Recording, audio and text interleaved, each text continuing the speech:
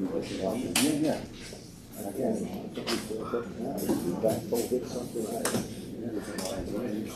It's 6 o'clock. Okay, I'm Tim Collopy, Mayor of the Village of Millbrook, and this is the September 14th, 2022 meeting of the Village of Millbrook Board of Trustees. Please stand for the Pledge of Allegiance and remain standing up for a moment of silence. I pledge allegiance to the flag of the United States of America and to the republic for which it stands, one nation, under God, indivisible, with liberty and justice for all. Please remain standing.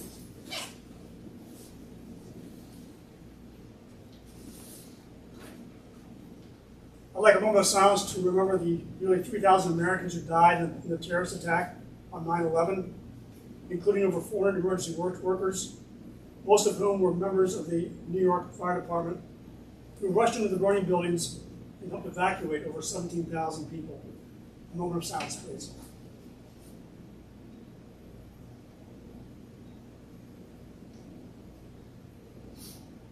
Thank you. Please be seated.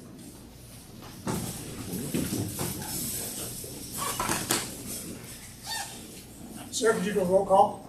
Mayor Collopy? Here. Deputy Mayor Contino? Here. Trustee Herzog? Here. Trustee Arbogast? Here. Trustee Doro? Here. Thank you.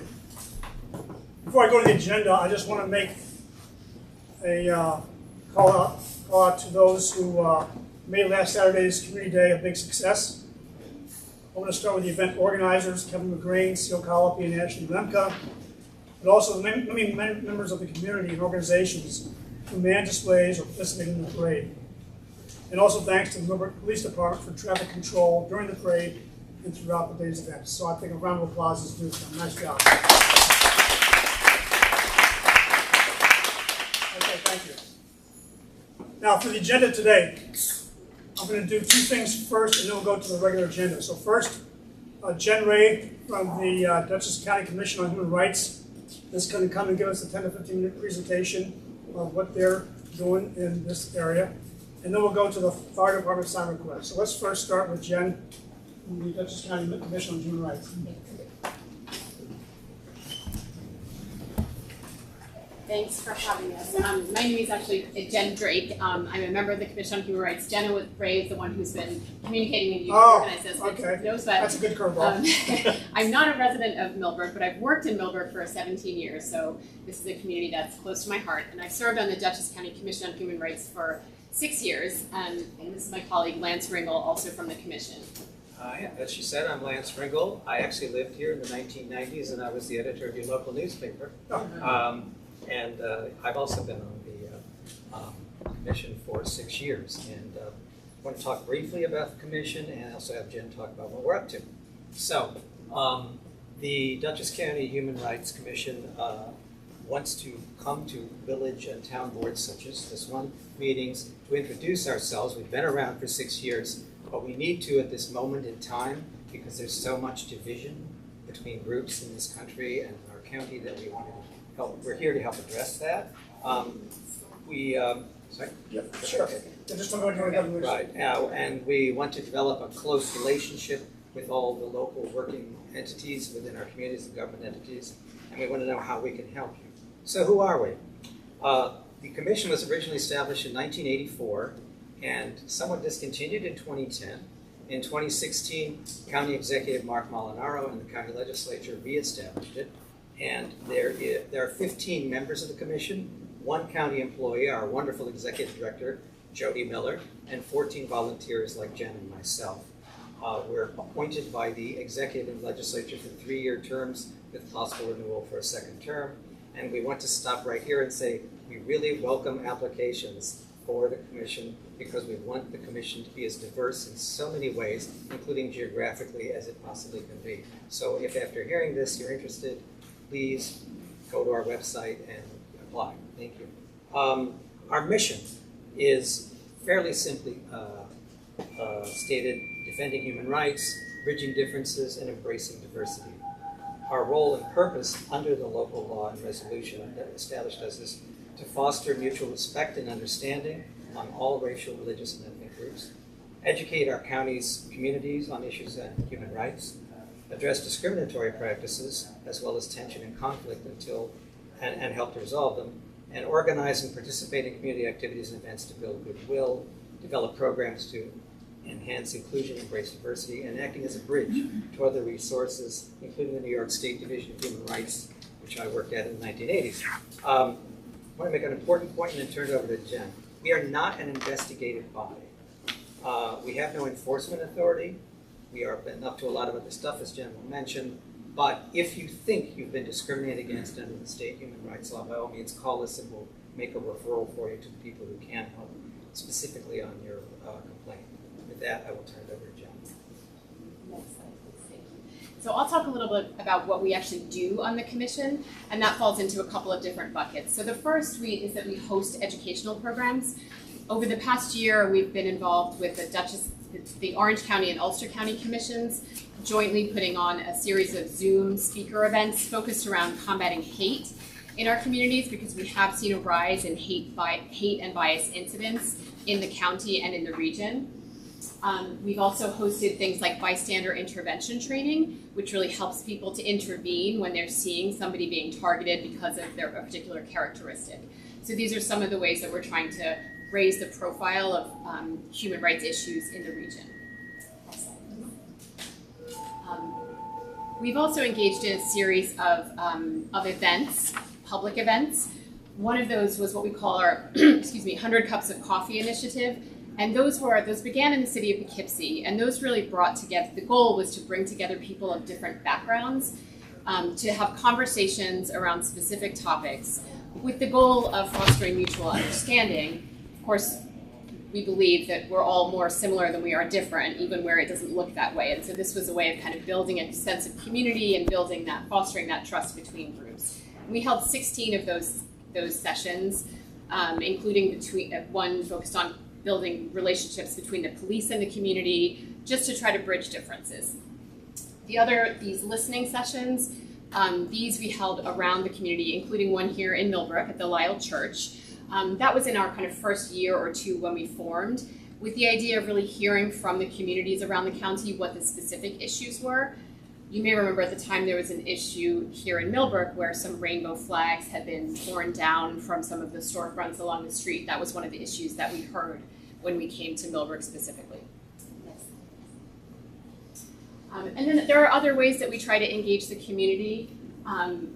During the Police Reform Initiative, which I'm guessing many of you are aware of over the past year or so, we've hosted community forums and facilitated those so that members of the community could provide their input on how the policing system could be reformed and provide that opportunity for conversation between the community and the police forces of the county.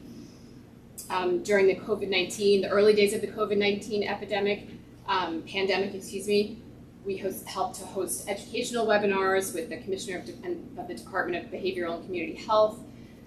We helped make sure information got out to various parts of the community. There was also a vaccination task force that was trying to make sure that people in communities in the county that were unlikely to get vaccinated might get the information and the vaccines they needed. So those are some additional ways that we've been out in the community and trying to engage people. I'm going to turn it back to Lance now. Yeah, okay. Oh, I'm sorry. One last important thing. We've worked very closely. You're all aware our county is the birth. Eleanor Roosevelt was one of our eminent citizens, hugely involved in the development of the Universal Declaration of Human Rights. Next year is the 75th anniversary of that Universal Declaration, which is an incredibly important moment in time. So we've been working with the FDR Presidential Library Museum and the Eleanor Roosevelt Center to do some commemorative events around that declaration. So that will be something to look for, because those should be some really interesting events. I'll try to talk a little louder. No, we're going to shut it off. Okay, thanks. So thank you. How we help? We've received contacts about a variety of issues. I'd say in our first year or two, a lot of them were, in fact, discrimination complaints. A lot of them in recent years have been about bias and hate. And we respond by learning what the situation is and what the person affected wants. Sometimes they just want to be heard. Sometimes they want a referral. to a government agency that can be relevant and helpful. We develop events and partnerships and collaborations to identify and address human rights issues. And we ask anybody who comes to us, because we don't assume we know all of this, can you tell us about the situation? What would you like to see happen? And we offer options of how we can help. We are a resource for the entire county, all communities, including this one. And we want to play a role as a resource for you and your community. We hope that should activities of concern arise, you will bring those concerns to us, and we can work with you. Because we wanted to stick to the time agenda, I'd like to thank you on behalf of both Jen and me for your time. If there's any time for questions, we're happy to take them. But that's who we are. We are here to work with you, to work on any human rights issues that might affect your community. And we want to thank you very much for allowing us to make this presentation. Good. Any questions, Bownas? The board? Anyone in the audience, a question? Thanks for making the time. Appreciate you coming. Now, you've given me an expansive set of charts that have a lot more detail in it, which we'll post on our website, but I appreciate you summarizing in a few minutes for here. Thank All you right, very thank you.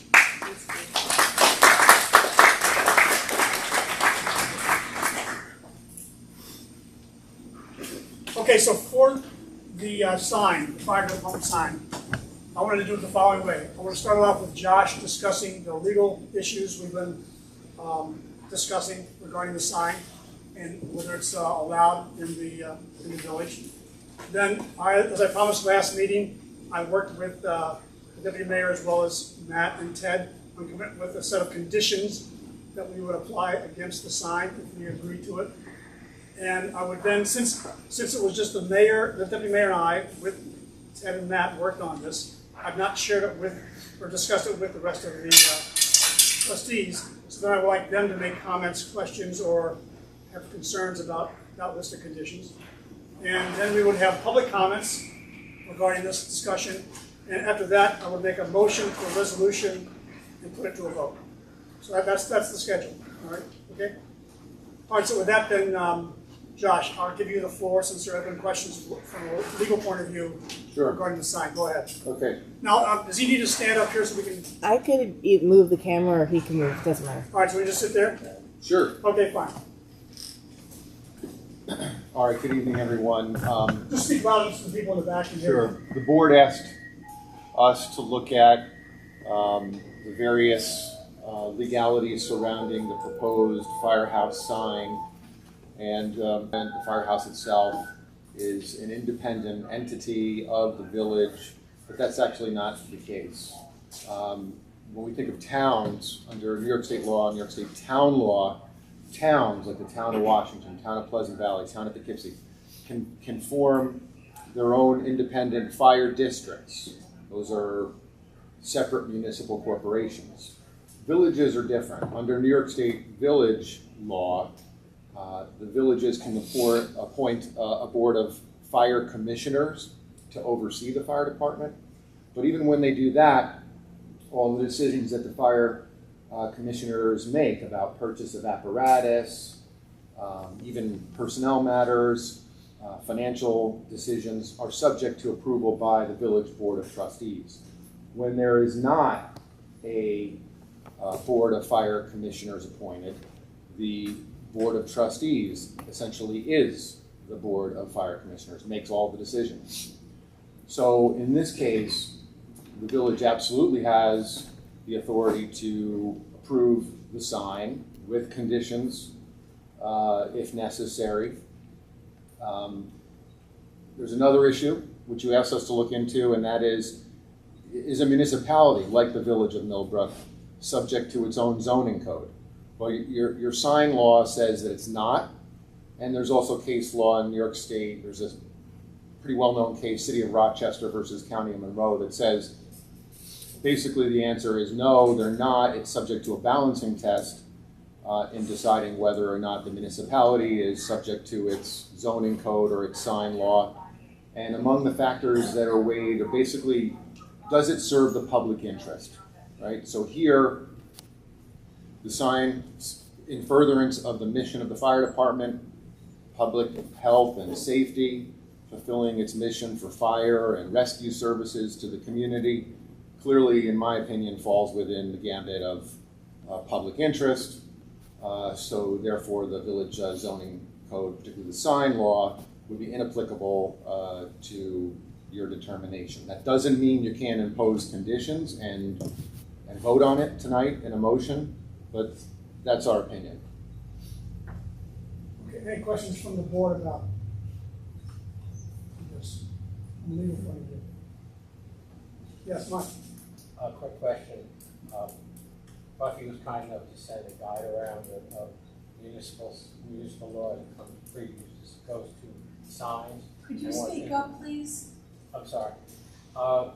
Buffy had sent around a guide of state of law and how municipal law applied to specifically to signage. Mm-hmm. And one of the things that came up with freedom of speech as relates to what goes on the sign and what doesn't go on the sign.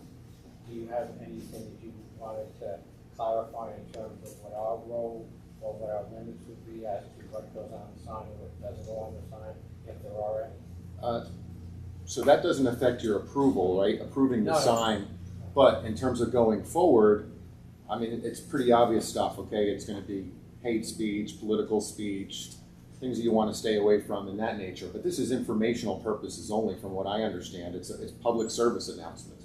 So there's no agenda, as best I am aware, of the message that is intended with this sign.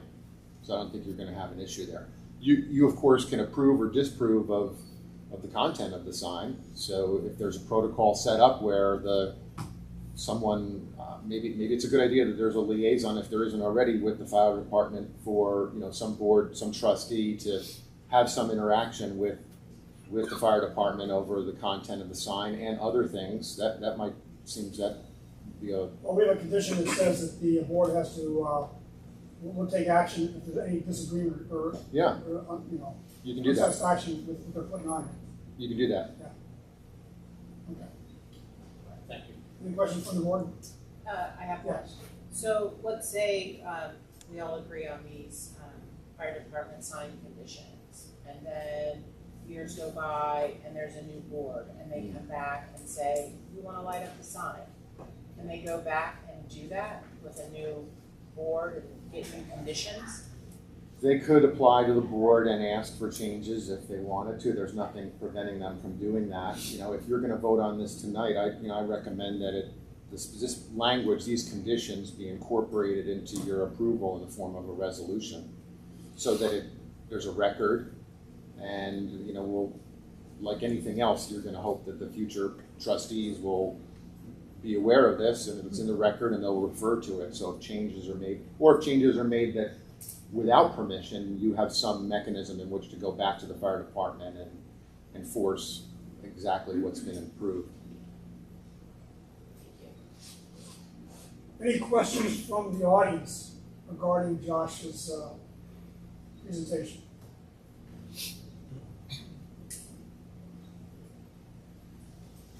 Okay, Josh, thanks. You're welcome. Okay, so as I said at the last meeting, I was going to meet with Matt and Ted, with the deputy mayor, because I wasn't going to put to a vote of a sign with no conditions on it. So as a part of the process of what are we approving or what are we going to be voting on, I wanted to have an agreement on what a set of conditions would be for the sign to be used.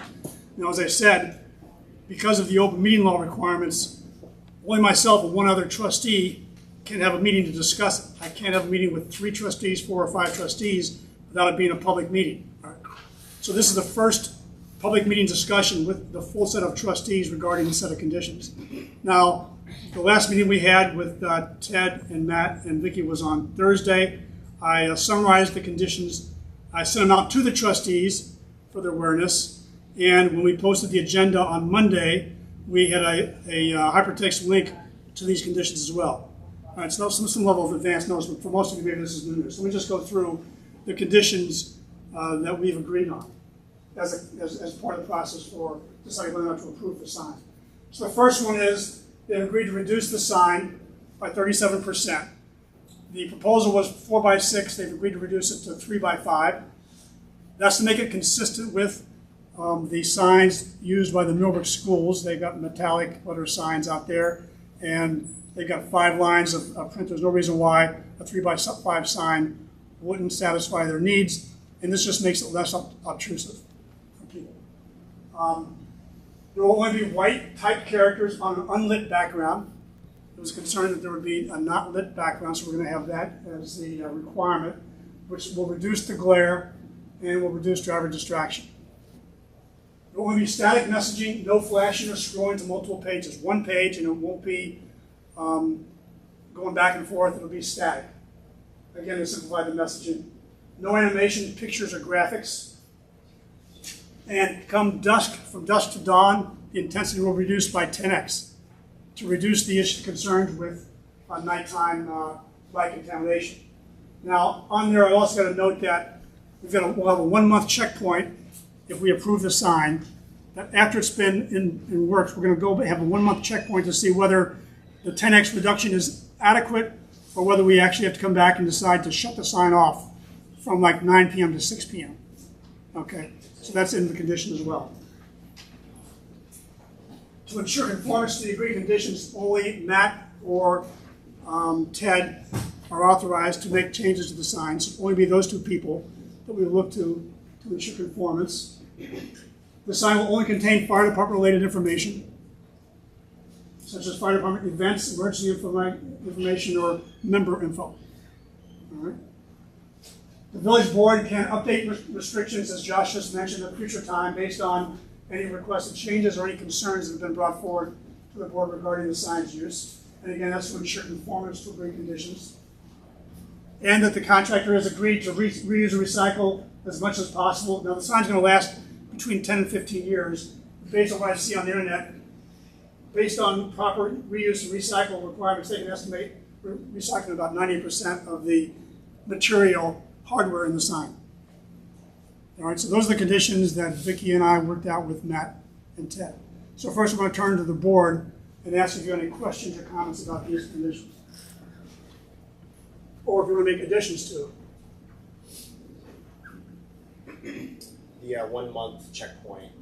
Yeah. Do you have any, can you say a little more on that? Yeah, the idea is that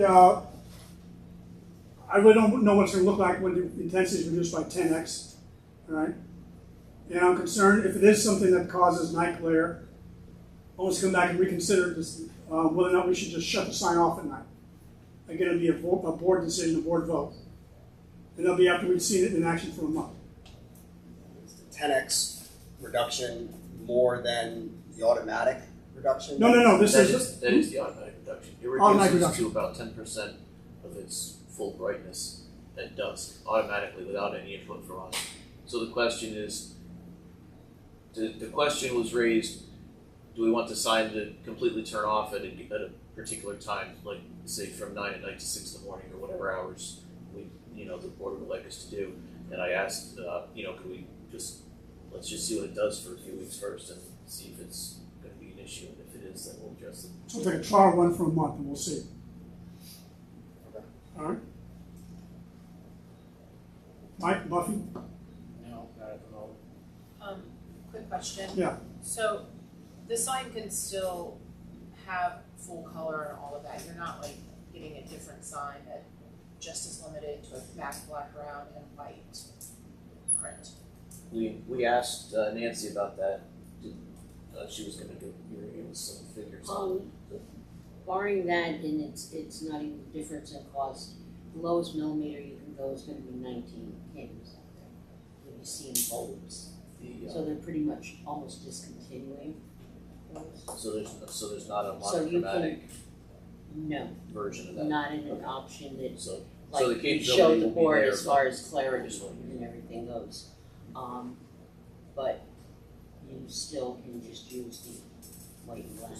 So the conditions will be using only the white lights. What you're saying is that the conditions exist, but the color would be there. And again, we would look to, Matt and Ted to honor this agreement, these conditions, for the use of the sign. So is the sign capable of animation? Again, It is capable, but we're not doing that. It's just that we need it. That was never our intent. There's not other signs that are just being able to like light up. Unless you want to like get them from Taiwan or something, and within 3 to 6 months, half of it will be out. Nobody will have the software for it, and nobody will be able to repair it. And that's where a lot of towns are being very specific also on where they're coming from. A lot of them have been banned. That wasn't our intention anyway, to do animation or flashing lights. We just need it for the sign. Thank you. Just good information. Mike, any questions, comments? No. Vicki? Yeah. Can I open it to the floor for public comments? Come on, come up to the, you can come to the table so we can get you on camera. I'm Margaret Doyle. I've lived here for 30 years. I'm in the town of Washington. Why, first of all, I want to ask a question. Why do you think you need a new sign? I mean, why isn't this sign just replaced, the sign that's there? Have you looked at it? This is to replace the sign that's there. It's Yeah. that I sign. mean, The existing sign is about 25 years It's old. about 25 years Between old. 20 and 25 years Well, old. I was and it's sent around a dilapidated. thing that showed, I think it was, I don't know if it was LaGrangeville or Pleasant Valley, that showed a sign that had sort of neon purple in the middle with letters on it, and it was like, oh, right in your face, and it was really crazy. I might as well make my comments, you know, yes? Yeah. I've heard two things about the sign, about commenting on the sign. The first one was, I don't want to comment on the sign because people will think I'm against the fire department. Well, nobody in the whole town of Washington is ever against the fire department. Everybody loves the fire department. And then I heard another comment that said, no, I don't want to comment because I'm afraid if something happens to my home, they won't come out. Well, that's ridiculous, you know? So I think that once I said that everybody completely supports the fire department, I was under the impression that the town of Washington didn't allow any kind of a loud, like LED sign. I was on a Zoom call where the gas station in Mabbittsville was turned down for some sort of an LED thing. Is that right? I don't know, I can't speak to the town of Washington code, but for the village, Okay. there is a restriction on lighted signs, but as Josh said, there's an exception in the code for government signs. Yeah. Well, it's hard to really comment on this sign without seeing a picture of the sign. The thing about the town of the village of Millbrook and the town of Washington is it's really its character. And I think this people should think about this and think about the character of the town. People really love the character of the town. There's nothing flashy. You know, the signs I saw were really crazy and flashy. And I wrote you a letter and said, Allen's might as well have a sign saying, who's being waked today?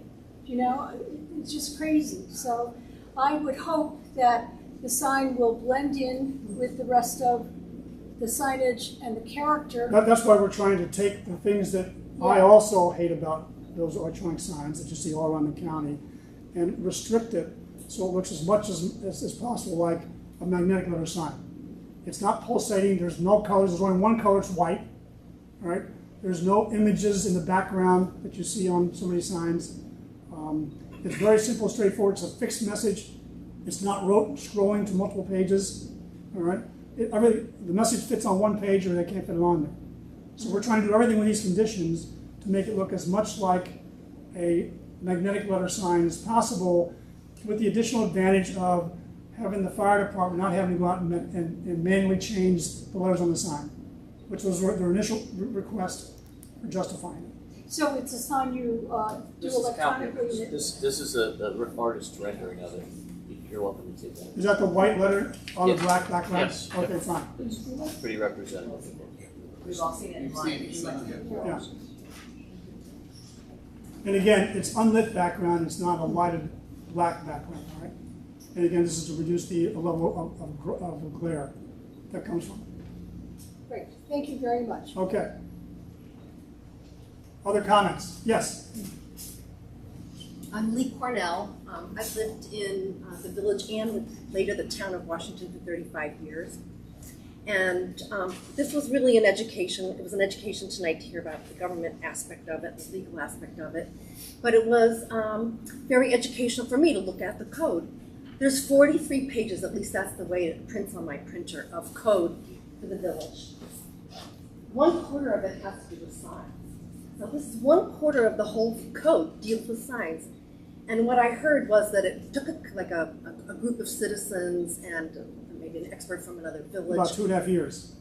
2.5 years to write this code. Because people in Millbrook really care about what our village looks like. And if I could just read just 2 things from the code. It has 5 purposes, but 2 of the purposes to maintain and enhance the aesthetic environment and the village's ability to attract businesses and residents, and to enhance and protect the physical appearance of the community. A lot has been done in our community to make our downtown beautiful. I know Tribute Garden has spent tens of thousands of dollars since I've lived here to change the facades, to pick paint color, to decide what signs go on. This is the character of our town. And you've enlightened us about the government, the government sign, but what it says in the code about government signs is it a sign that is constructed, placed, or maintained by the federal, state, or local government. This is a sign that's required to be constructed. So this is about government signs, and as I understand, the village of Millbrook is not going to construct it, they're not going to install it, they're not going to maintain it, and they're not going to program it. So clearly this is the fire department's sign. It's not the village's sign, and it has everything to do with the fire department's news. And in the code, they clearly state what is not acceptable. And what is not acceptable is illuminated signs, and they go to list, and one of them, on top of the neon signs, is electronic messaging center. This is an organization that we all respect, and I went and they have a 501c3, and I pulled up the 990 form for the year 2019. And it was very interesting to see the amount of hours that our fire department spends taking care of our village, fighting fires, keeping the fire department clean, meeting and whatnot. So it was, according to the 990, it was 150 hours per week. So that's 600 hours per month that they put in taking care of us, and we really appreciate it, and I applaud you all for doing this. But I also want to point out that this is a very generous community, that we go to their fundraisers, we support them at their end of the year appeals. And just to show you how generous we are, there's about $600,000 in non-cash bearing accounts and savings accounts, just to show how much we care about, we donate, we give funds to the fire department to show how important they are to us. So I just want to, all of you, Tim, Vicki, Mike, Peter, and Buffy, not to think about this short-term solution to what you consider to be a problem right now. This is setting a precedent for the future, and this is the legacy that you leave our village, how you are going to deal and vote on this sign. And for something that took 2.5 years to decide, it's going to be done in like one summer, because we're trying to satisfy people who are very generous to our community, a community that's very generous to them and respects them. I think that this is way too hasty to be making such a big decision, and perhaps it's another commission, because if you waive this, if you give them this sign, then what's going to stop another non-governmental agency, but somehow giving a lot of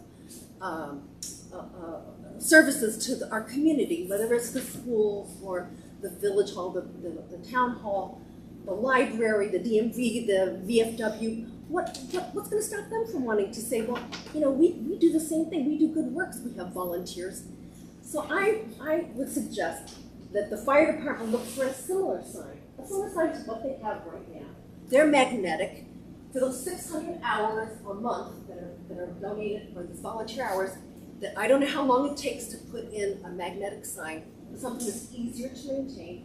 So the time that it would take to put something and throw a message about a member, change your batteries, a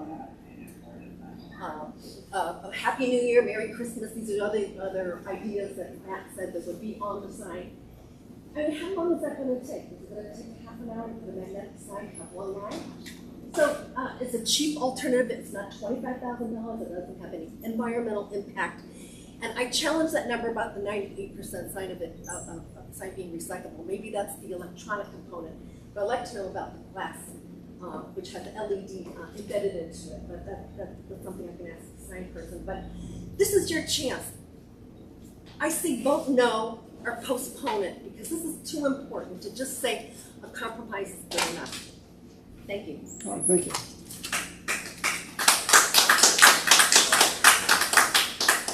So just to be clear, that the village does own the fire department. We own the property, we own the sign.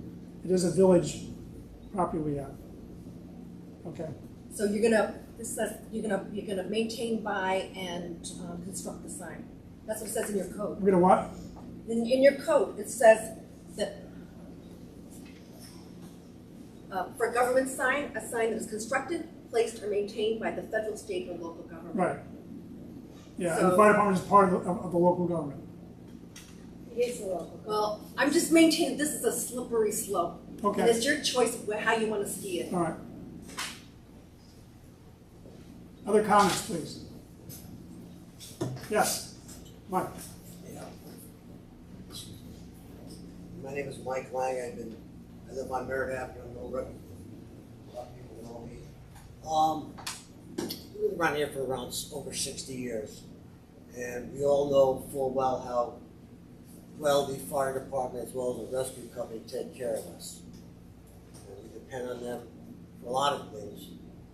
And like Lee said, we have a lot of respect for these guys. I understand some people may be upset over maybe the looks of this sign, but I would venture to say after this sign is up for a month or two, nobody really notices it, you know? I wouldn't think. I think it's a lot of angst over really something that's not that obtrusive. I'm sure the fire department will do things in good taste, and it's been going, you know, you guys are kicking it around, and I'm sure it's going to be pleasing for everybody. You know, it's just the Millbrook Fire Department. They're part of our lives, and they're important to us. I understand you have to go by the rules, but you make the right decision. I just wanted to stick up and say that. To me, it's a lot of talk about something that's probably going to be. And when somebody comes up for another sign, like Lee said, we'll deal with it at that time. You know. Okay. And that's it. Thank you. Thank you. Okay. Anybody else?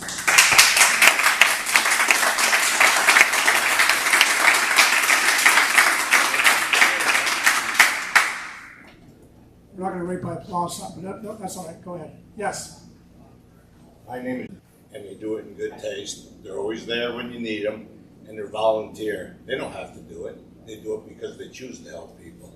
And I think we should give them what they want and trust them that they'll do it in good taste. Okay, thank you.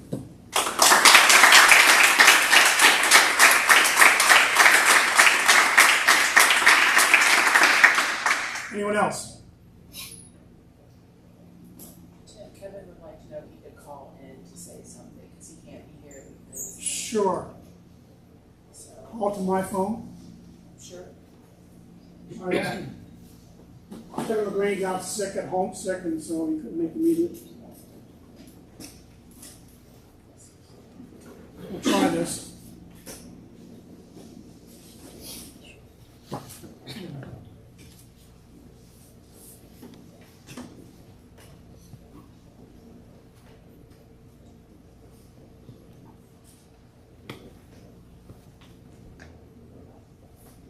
What's he using, a rotary phone? Oh, here he is. I guess so. Kevin. Can you hear me? Yeah, I can. I don't know how much. Anybody else be able to hear me? The front table can. We'll put it over here. Okay. I say because I don't hear you now. You don't hear me? Well, when you put it down, Okay. now I hear you. I have, as you know, I'm very much opposed to the sign. I was part of the road village code about for signs. So why don't you pause so I can just announce what you're saying. So Kevin McGrain, he is very much opposed to the sign. He was one of the members who wrote the sign code. Go ahead. Yes. So of course I'm very much against it. Part of the problem that I have with that you've come up with some conditions. Everybody keeps saying, "Oh, well, these are the conditions. That's what they're going to adhere to." Okay, hang on. So all right. So part of the problem is we've come up to a list of conditions and we're saying that that's what they're going to adhere to. Go ahead. Matt and Tim are against making it anything like what would be down in Burbank. Well, Matt and Ted. Matt and Ted are against it being looking like the Unionville sign. That's been quite apparent. Yes, go ahead. Right, but I'm saying Matt and Ted are not going to be around forever. Matt and Ted are not going to be around forever. Nor is the present board going to be around forever. Nor is the present board. One of the conditions that you should make. One of the conditions we should make is that it's not able to perform what they can do down in Burbank. You never know who down the road is going to be in charge. one of the conditions we should make is that the sign will be constricted so it can't do what they do down in Millbrook or in Unionville. Yes. And can we do that? I'm sorry? Isn't that what the guidelines say? I'm sorry? Isn't that what the guidelines say? The guidelines say, he's saying, he wants to know if there's a way you can... I thought Josh said that we could make a resolution to make sure that for future... Well, my idea is that whatever conditions we agree on, this and some subset or some appended level of this, would be in the resolution. All right? So these are the conditions by which we would approve or not approve the sign. But resolutions can be changed. Resolutions can be changed? No. A new resolution can be introduced. You can come up with a new resolution. Yeah, you can come up with a new resolution, yes. Yes, so it could actually be changed, the conditions. That's true. I don't know how to whack that mole. Yeah. Okay. Yeah. Next point. Next point. Because of the conditions that you put on them, there are very few things that they're going to post.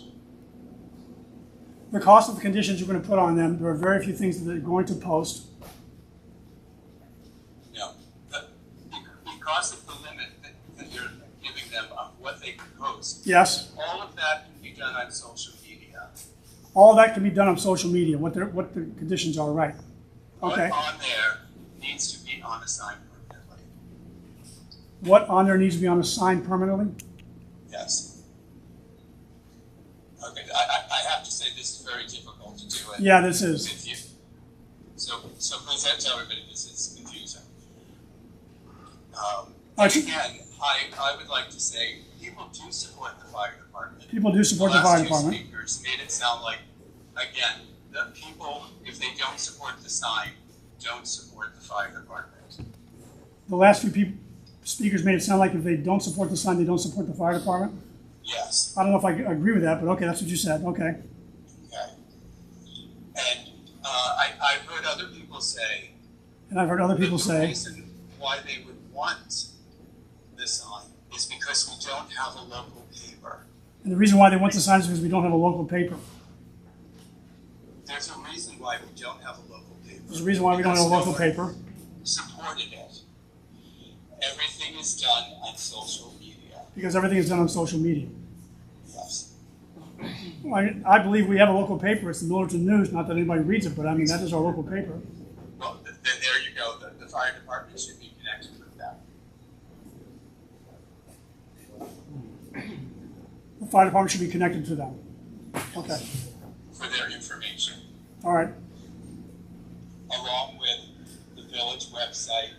Along with the village website. And Blackboard. And Blackboard. I'm sorry that I'm calling in. Okay. This is confusing to talk to you this way, but I appreciate. No, I think I got your message across. Any questions about that? Okay. All right, Kevin, we got it. Thank you. Aye. Any other comments? Okay, then to the board. I'd like to put this resolution to a vote. So I'll do it. I'll propose that we accept the fire department's request to install electronic sign that conforms to these conditions. Is there a second? Second. Okay, then I want to do a roll call vote. Mayor Colopy, Aye. Deputy Mayor Contino, Aye. Trustee Herzog, A reluctant aye. Trustee Arbogast, No.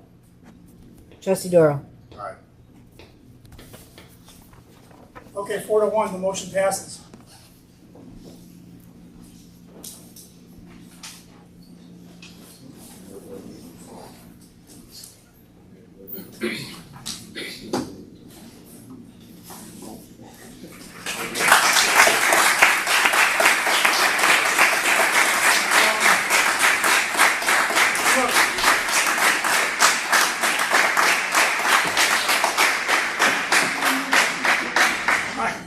I don't know if that helps, but okay, it's too late now. Okay.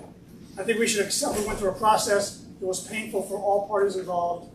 I appreciate the involvement, the dedication of the fire department to work with us on this thing, and also Nancy for the sales. And it is what it is. Let's move forward and let's be positive and try to put things back together. All right. I'm sorry we had to do this in such a divisive way. I know of no other way to do it. I have to. So it is what it is. Okay? I also have here, just for the record, over 110 signatures from various people throughout the village and the town agreeing that it should have been done. Okay. Matt, I got a lot of emails the other way. And let's get beyond that, okay? It was presented to the board. It's the board's decision. The board voted. It's done. Okay? The first time I see a color on that sign, I'm going to go crazy. Okay. Sorry. All right. Good night, Mayor. Yep. Yes, Josh. Thank you. Good night. Thank you. Good night. Yeah.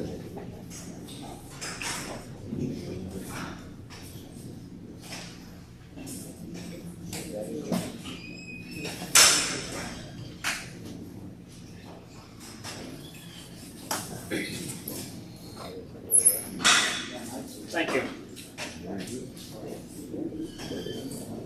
Thank you for your work, Matt.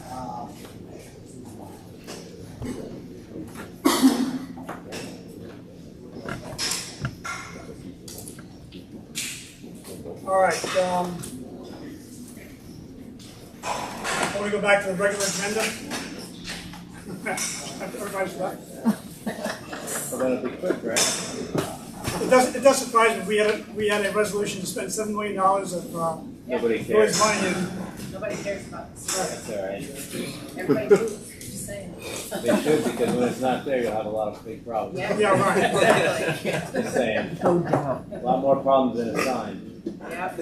All right, let's go to item 4, administrative business. So the first thing is that between Nicole and Sarah, the minutes from the 7/27 and 8/10 meeting have been sent out. Have you all had a chance to look at them? Yes. Yeah. Any questions or comments or corrections? No. Can I get a motion to accept those minutes as presented? I'll make that. In a second? Second. All those in favor? Aye. Okay, the vouchers. Let's go to the voucher table.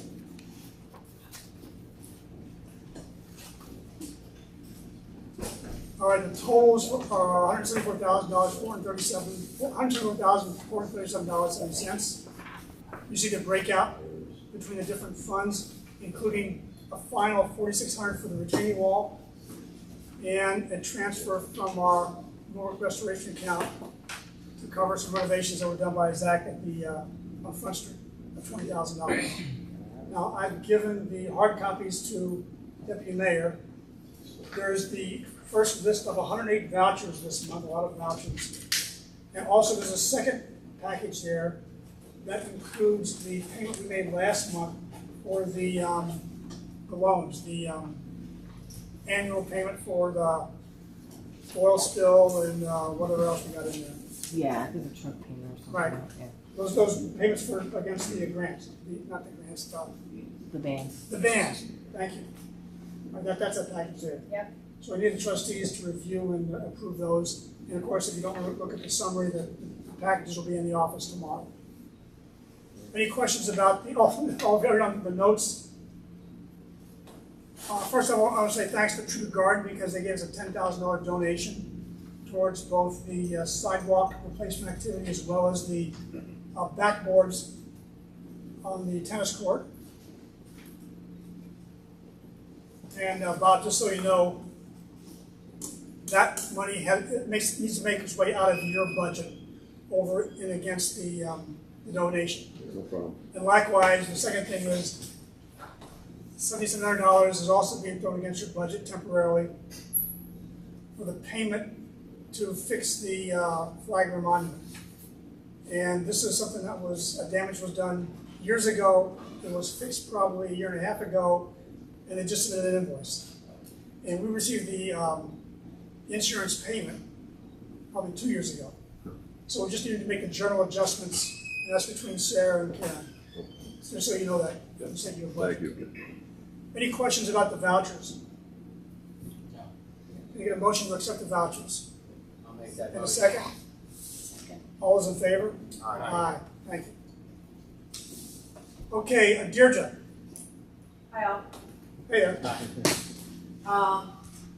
So just from the county side of things, we had our meeting on Monday night. We had a pretty light agenda because we're getting ready to get into budget season, which will become heavy agendas. Everything was on non-consent except for one item, and the county negotiated and we've settled with the largest bargaining unit for the county, which is the CSEA.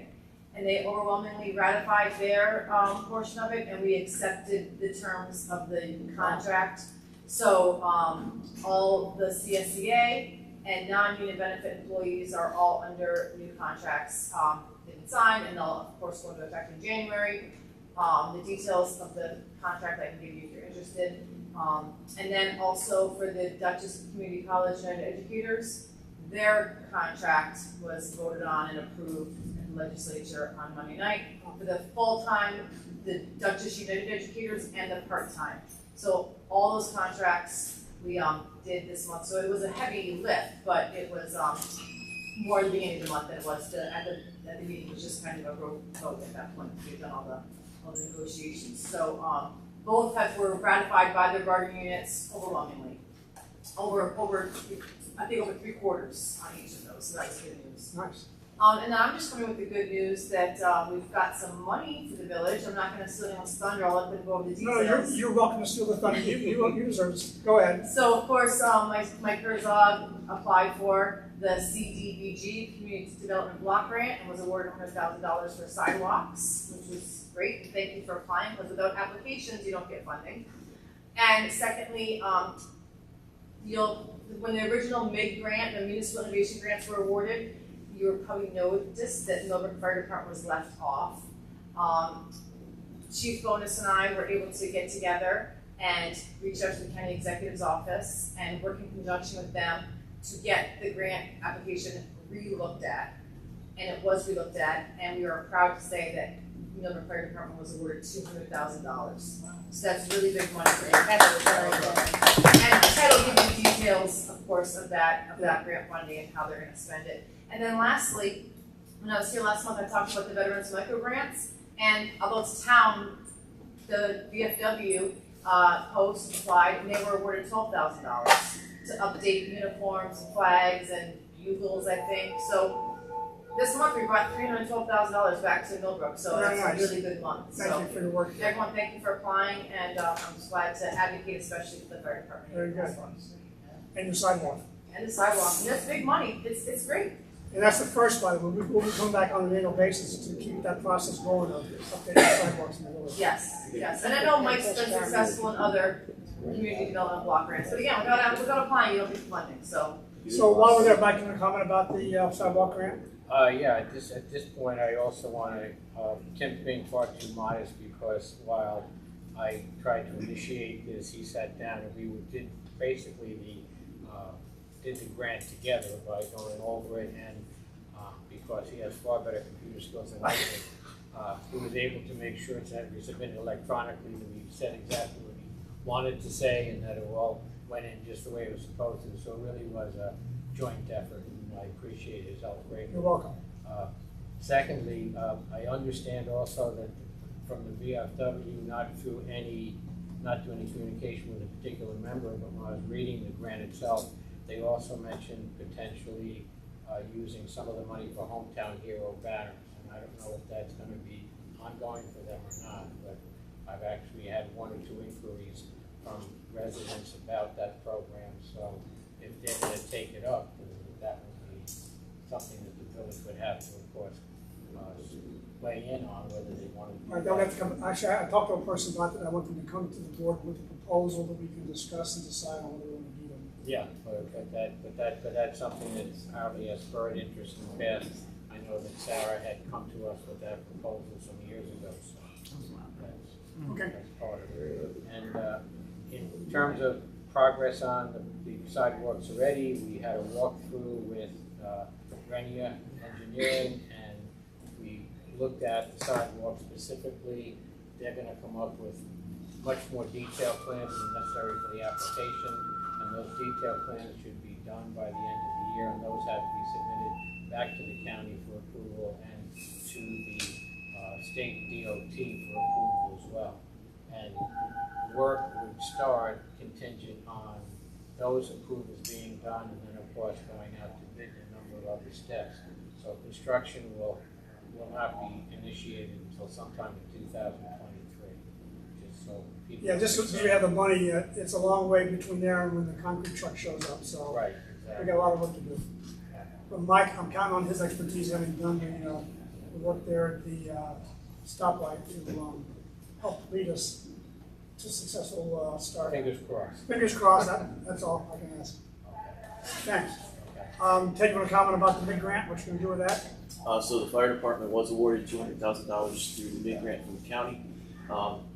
We have been working with the town of Washington for, we started about a year and a half ago, just pre-COVID, with the property next to the transfer station, the old Tedesco house, which had to be taken over by the town due to groundwater contamination back in the mid-90s.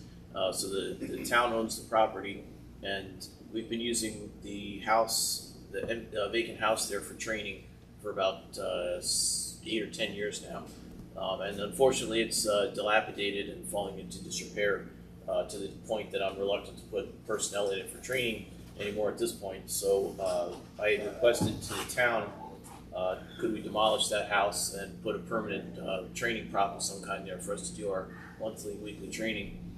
They said yes, they didn't have any problem with that, but there were, they had to figure out the logistics of demolishing the house and how we could accomplish that.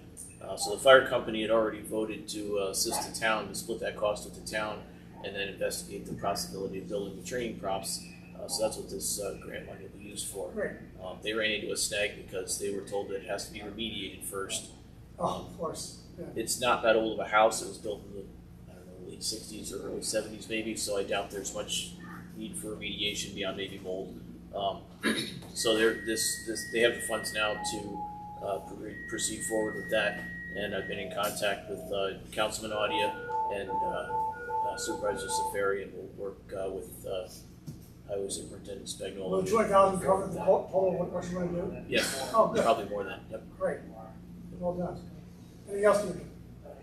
No, that's what I have with the county is, of course, we're getting into budget season, which is a busy time, but as you guys know. Right. So that's really all good. the news. Thanks a lot. Let's move on. Okay. Ted, your chart. Total of 95 calls for the month of August, 15 automatic alarms, 70 EMS calls, 1 structure fire call, 1 furnace malfunction, 4 car accidents, 2 wires down calls, 2 brush fires. The paid ambulance responded 69 times, the volunteer ambulance went out 8 times, and members responded 57 times to assist the ambulance. We won mutual aid other places for fire calls twice and for EMS calls 7 times. And we had mutual aid come in once for a fire call and 4 times for EMS calls. All right, good. It's a month. What's the update I see in the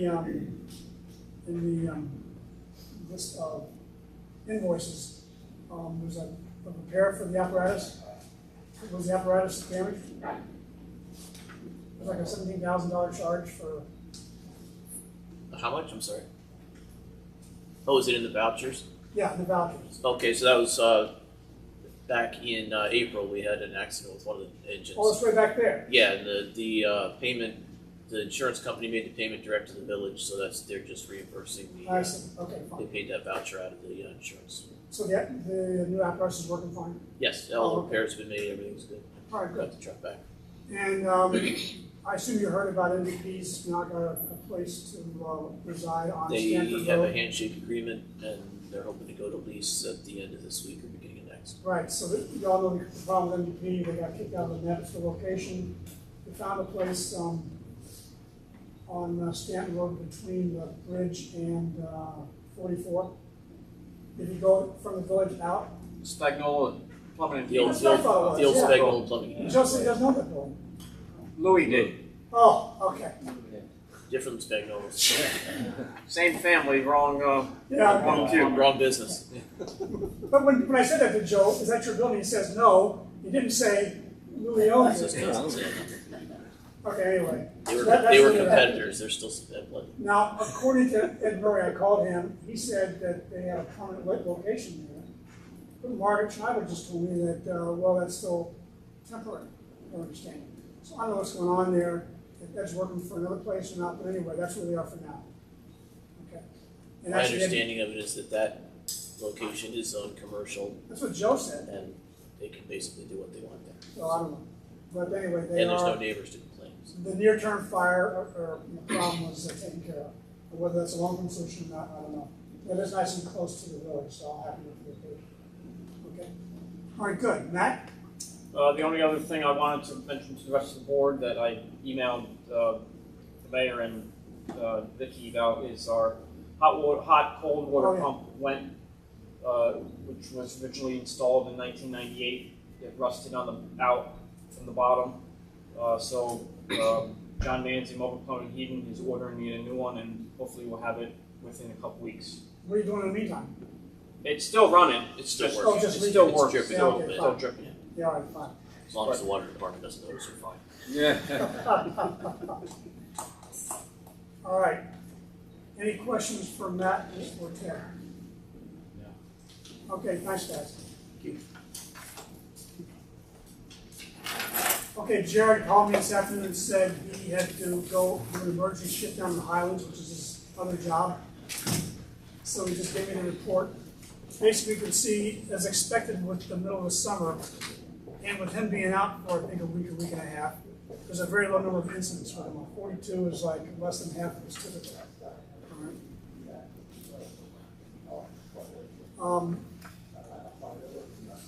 He had some other things I want to discuss, some of which I want to cover. What was the reasoning you just said? He was out for a week and a half, and he had the new guy that was supposed to be covering, and can only cover 1.5 shifts of the time that Jared was out. And so that's why I'm bringing forward to you a request that we hire an additional police officer, because we're still having trouble covering shifts. Is that because Kelly's no longer with us? That's mainly because Kelly's no longer, right. She was a lot more accommodating as far as her schedule. And so what I'm proposing is we go to a 7th part-time officer. 7 people? Yes. They're only paid by the hours that they work. They get no benefits. So there's no overhead concerns other than the cost of the uniforms and the equipment that they use. So Vicki and I interviewed a candidate that Jared brought forward, who actually works with him in the Highlands. He's got 9 years experience in the town of Highlands. He actually has a preference working here since he lives in Red Hook, right, in the Dutchess County. He's available to start right away, and he's available to fill gaps in the schedule that we've been experiencing. He's had a medical history problem, and he was out of work in Highlands for, I'm going to say, a year or so. But when we talked to him, he had no current conditions. He's currently working as a regular full-time job. He's in another situation where he'd be a part-time with the police force. And so when Mayor and I interviewed him, we found him to be satisfactory. My question to the board is, are you okay with us hiring another part-time individual? I guess I'm concerned that, to Buffy's point, that's like 8 or 7, whatever the number is. 7 part-time plus 1 full-time. 7 part-time people who aren't here all the time necessarily, like knowing the community and like building relationships. Like, is it worth it to spend a few more dollars per hour to get less people that will work more, maybe, and that would be potentially beneficial to the community? Well, and people, and there's a lot of turnover, so we're losing people.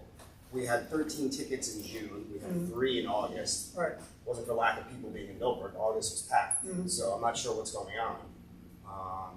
But that's just an idea. I don't know if it's the right one, but. Well, the problem we've got is all these guys have part-time have either part-time or full-time jobs elsewhere. And so we end up filling the schedule based on when they're available. Right?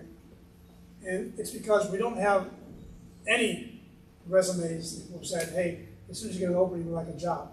We're trying to force fit this thing. Now, to your point, a logical extension would be, let's hire another full-time police officer.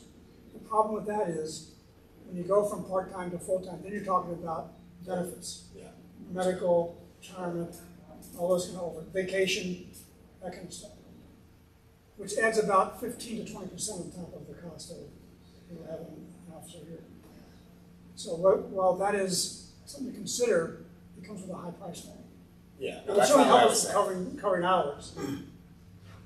Right, the alternative is to simply have a larger cadre of available part-time officers to fill the schedule as needed. Last month, you know what we do, 13 shifts a week, so let's call it 52 shifts a month. And we had over 10 shifts we couldn't cover, mainly because Jared was on vacation. But that's going to happen. And so that is a problem because people notice when the police aren't around. I guess going back to what Peter said, I mean, besides Jared and Kelly, who really was out and about and in businesses and walking around and being part of our community and knowing our community, I don't know any of the other police officers. Is that right? I honestly don't, know them. So perhaps, 6 new people besides Jared, policing our community who don't really have a stake in our community, or I don't know. It's just my thought. If I could, yes. I think part of the solution to this is the fact that we've been insisting that the police force be doing a certain amount of walking hours on a regular basis. And to me, I know it's difficult, especially when you get into the winter months when you get early darkness and whatever. But I think if we make it clear to Jared that we don't want to have our nighttime part-timers coming in and simply getting in a car and patrolling, but spending time in the village on a regular basis, we can avoid that problem. I do realize that many businesses close early, so you may not get some of those part-timers coming in, but I think that might even be on the helpful. weekends, like Kelly was always in and out of the businesses. She was always walking. She was always engaging. Kelly is a hard standard to I get match up that. to. I get that. And yes. it's a personality thing. Yes, but it was just really nice to know that.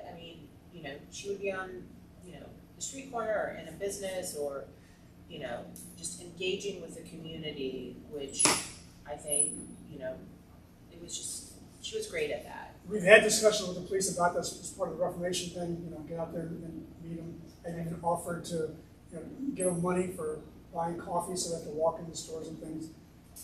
It's just, it's going to be a personality thing, unfortunately. And this person, goes back to like, are we fulfilling our duty of trying to make the police department more diverse? Again, if I had the resumes, anything close to it, we'd be discussing it. Is there what's it called? Like a hiring, if you can go to a... Dutchess County has a website with available officers. It's for full-time.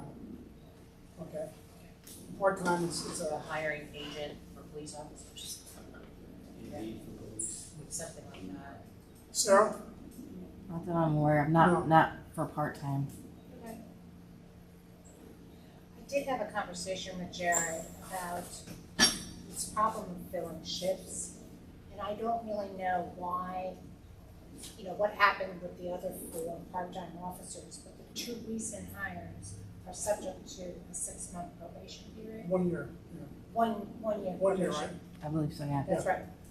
And he assured us that he made it very clear when he was discussing hiring them that they were there to help him fill shifts and that they were going to be evaluated on that. And I said the same thing to Bill Ritchie, who we hired. I said the same thing myself. Let me say it myself personally. Directly. Yeah. So I think it's incumbent upon us to at least try to enforce that while we still have a chance this first year with these 2 new hires. And, we need to stay on top of Jared as well as the hires themselves. Because you're saying the new hire now was unable to cover all but 1 shift. Of his vacation. His vacation. Yeah. And it's not like he just took vacation on a whim. This has been planned. So Yeah. Yeah. But again, he has a full-time job, and the agreement is that he comes to work for us when he's got an element slot, just like the other guys. So we really only have a chance with this new hire of getting a little more. Well, he's supposed to be working flexibility. like 3 days, 1 week, 4 days, the second week in his other job, which would make him available for, and I don't know why it didn't work out that week, to tell you the truth. I really don't know why. Bob, you had something? But also we had Kelly, didn't Kelly's departure overlap with Jared's vacation? Oh, was that right? I thought she was before that. I thought she was before. On the board. Well, even more so than she wasn't. Yeah, I don't know about that. So we had an even bigger problem. Yeah. If you're looking for officers, why don't we make I don't know how you would do this, but reach out to all the departments that have full-time officers and let them know that we have part-time positions. A lot of these guys are trying to make extra money. I mean, that's, Jared goes to Highland. If they don't know about this, then you're not going to get the resumes. So if we reach out to existing officers that are in other departments, they might just say, oh, I can supplement. I actually had this discussion with Jim Nasdaq, who's the mayor of Millerton. They're going through this thing now, whether they should have a Millerton Police Department or not anyway. But they have a lot of part-time officers. And when I approached her with something similar to that, she said, no, wait a minute, I have a hard time getting these guys to come fill my slots as it is. And why should I, make available to you the same bodies who already can't fill my slots? It's just going to reduce, my thing. So she was not very open to that. Now, I think maybe if we could find some full-time officers. Well, that's what I'm talking about. Millerton's all part-time. Departments that have full-time officers, such as Jared's a full-time, but he works. Some full-time agencies won't let them be like part-time, like in the same county though. So like Dutchess County, like the sheriff's department, they won't let them. Oh, really? Do like part-time, yeah. How about Poughkeepsie and places that have? I guess it would depend on the department. I don't know. I will say that Officer Naughton was walking the other day, found my dog right down the street. So I've seen him on the street. He did a great job. But I think, I think Buffy's right. I think I have seen, for example, Rich Palooza. Palooza, sitting in Stewart's, chewing the fat with customers. I've seen Matt Taney standing on the corners. The problem is, neither of those guys work many hours, in the range of like 4 shifts a month. Is what they're doing. So they're not around that much, and they're at night. Yeah. So I'm just looking at the June report. There's whole lines missing from August because there clearly weren't any more activity, yeah. criminal mischiefs or trespass. Now, either there's just less crime in Millbrook or this country, which doesn't seem to be the case. It's a matter of the hours that they've been out there. A lack of policing. Or see what, like, the trooper, like, if troopers responded in lieu of the officers that would have been on duty, like, is there data for that? You're saying if the New York State Police came? Or any other agency. Yeah, it wouldn't show up here. It wouldn't be in this report. Yeah, I understand. But that doesn't mean it wasn't activity, we just wouldn't know. So if someone needed assistance and we didn't have a police on duty, then it automatically rolls over to Troop K. Right. And we would never know about it. Oh, that's true. Or it goes to the county. The Which is a 911 call. 911 call doesn't come here. No, right. It goes to the call center, and they know whether we've got someone on or not. Yeah. That's one of the responsibilities is to call and let them know that we're on or not. And they decide based on that what's the fastest response. And then if we need extra support, which has happened on occasion where we'll have an officer like Bill who's here on a part-time shift and he needs support and extra help, then we can call and say, an extra officer is needed, and I've been in a situation at least once in the last month where that was the case. And, the state police showed up in a heartbeat, so they're there. But you can't count on it. Right. The response time is different, depending on what's going on throughout the county at the time. And it's a familiarity with the people, who they are, and what, Yeah. And where Haight Avenue is versus, whatever. Okay, so what do you want to think about it some more? Well, I would say if we need another officer at this point, I would be okay with it as long as we are on top of the reviews, and if it's not working, that maybe as a board with Jared, we sit down and think outside the box of how we can solve this problem. I'll tell you what, I'll make sure that the board has, it's expensive. I'll make sure we have an executive session for the board to review the feedback I want to give to Officer Ritchie after, as part of this 1-year assessment. Okay, so job input there. And it's coming on him to do his legwork to impress upon you what he's doing. Okay. All right, so then I'd like to make a motion that we accept. I'm making an offer to Brooks Lyman, is the gentleman's name, to add to the to the part-time officer list. Is there a second? Second. All those in favor? Aye. Aye? Aye. Okay. Any against? I don't even know who this person is. No, you don't. And it's hard to how would I support something? I don't even know. That's fine. All right. So 4 ayes and 1 against. I'm not against. I'm without any information. Okay, fine. To make a decision. Choose not to vote. Fine. Okay, good. All right, let's move on, Bob. Okay, summer brush pickup is over, and everybody seemed to adhere to the rules. We didn't have any problems. Leaf pickup begins October 1st and runs until November 30th. And those guidelines are available to the public. We delivered stone to VRI sewer plant for their use. Repaired a catch basin on Harts Village Road. Filled and seeded around a new hydrant on Valley Farm Road. Weed killed village streets.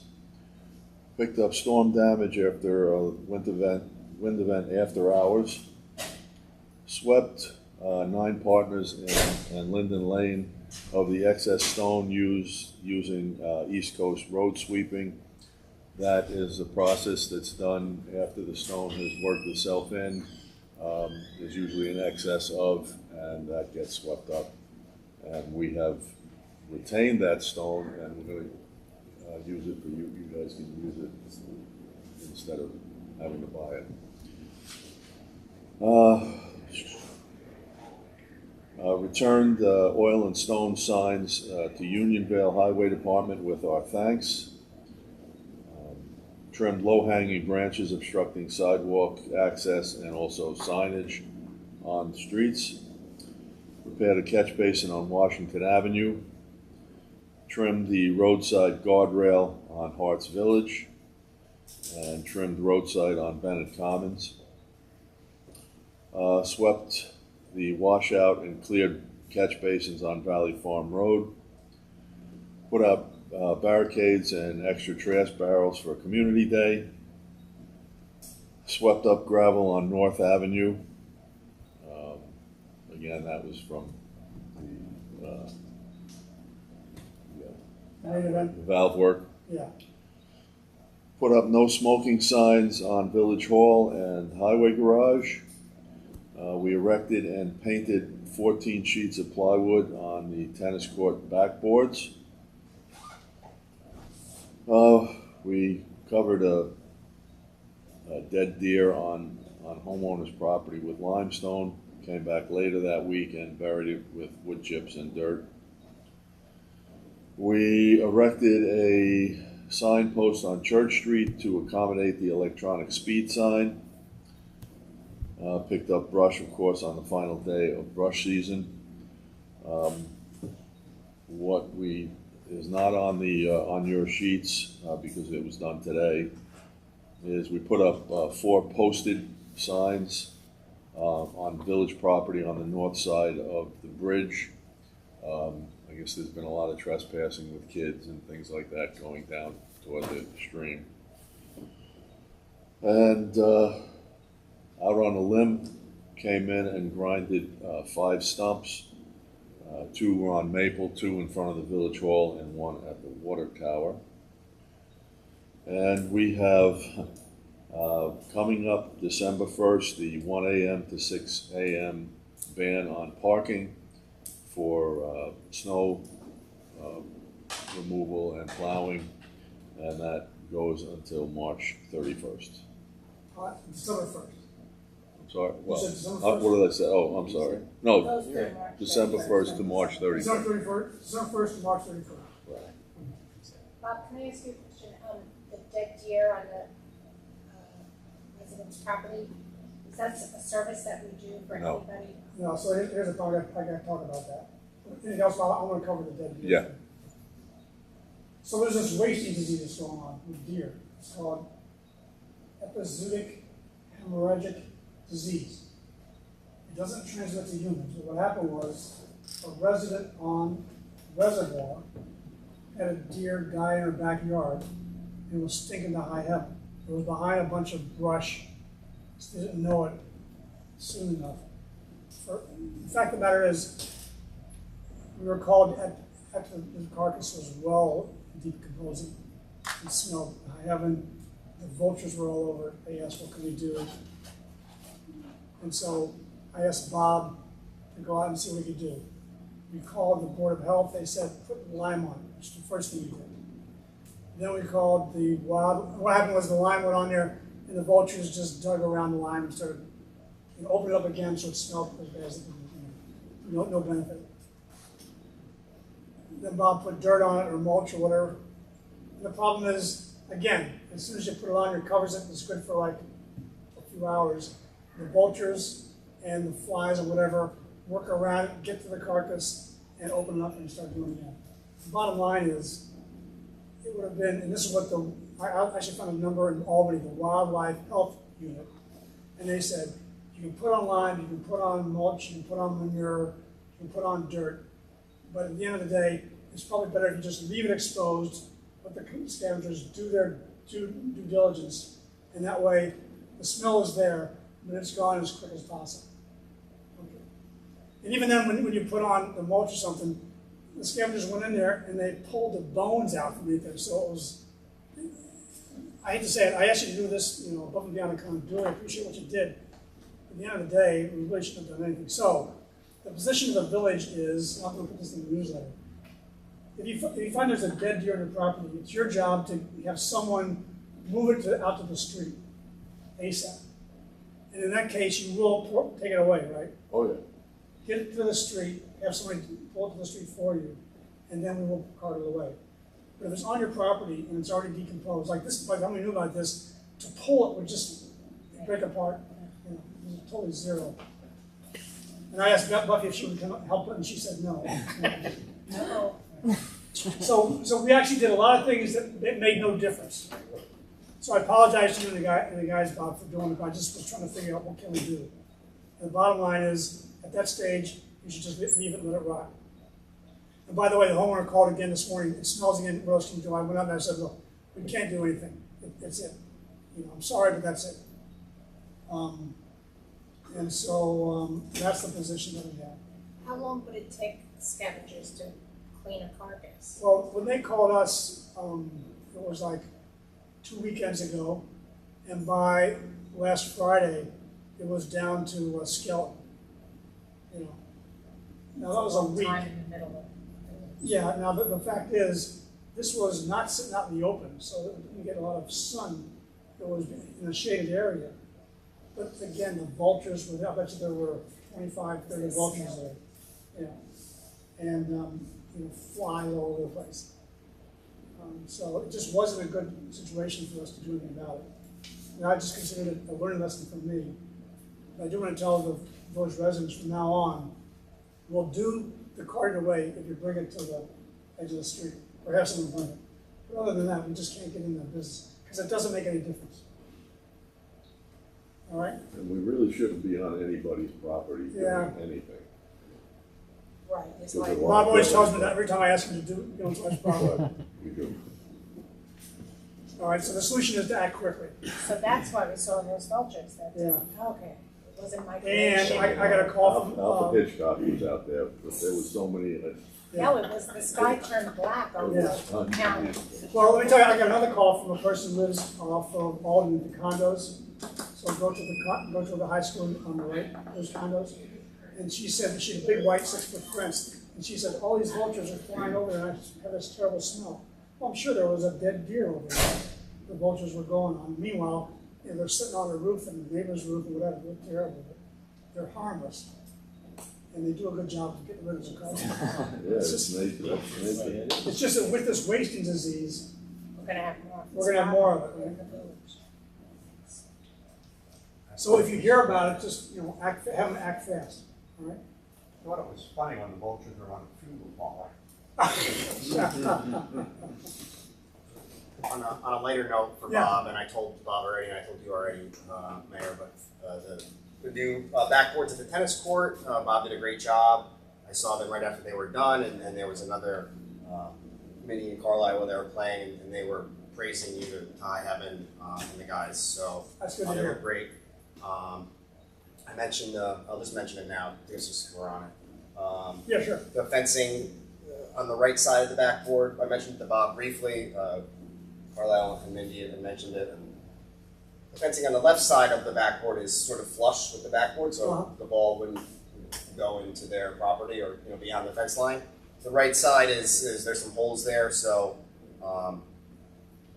if there's a point in the future, if we could look at that possibly. What would you recommend? I guess the cheap plastic fencing that's there, we could just replace it with that. I don't know how long that So you're would saying last. so there is fencing all along there, the plastic stuff. It's There's just holes in it, and there's. I mean, we tied it up since I've spoken to you.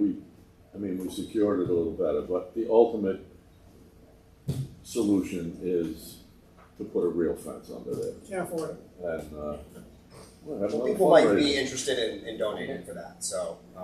Well, so you think to replace the fence on the back? If it's just that kind of relatively small area. So you mean like from the backboard ground down? Yeah, exactly. Like how high up? Wherever behind the backboard, not much. Yeah, okay. Right at that level, pretty much. I see. The other thing that would be helpful and would go a long way towards not having to replace the entire fence was there, you can put a, I don't know the name of it, you put a wire that goes to the very bottom and literally with tension pulls the fence down. That part of it has not been done on the fence for more than a decade, but that's a repair that can be done without replacing the entire fence, which would also make the fence more But reliable. underneath the backboard, it's literally gone. That area may need a fence replacement, but I'm saying there's a way to. A fencing company would have to do it. You might have to get a fencing company, but I've talked about it with Mindy, and it's not an expensive repair. It's just like a cable line that goes through all of the loops and then down and attaches to the poles. So it would be a repair that I would think would not be a huge cost. Still, I think there's maybe holes above the ground line too. No, I'm talking about for the other three sides. I'm not talking about behind the backboard. That could be one of the next steps in making the tennis court a little bit more secure, and as well as having to replace all the fencing at some point because the fence continues to curl up. So Peter, what are you going to do then? Maybe just explore like the cheapest option for now. To replace the fence, or simply put up a replacement of the plastic? Well, let's do this. Let's go out and I'd like to take a look and see what you're talking about. Okay. I'll hook up with you and Bob and go look at it. Okay. And if you want, I'll call a couple fence companies and just ask. Well, can we first? What it costs just to let's put look and see something first, so I know what you're talking about. underneath, All right. I'll get us all together and we'll look at it. and that would solve it permanently. But the backboards look great. Everyone loves them. Good. Bob and the guys did a great job. So. All right, good. Yeah, it came out pretty good.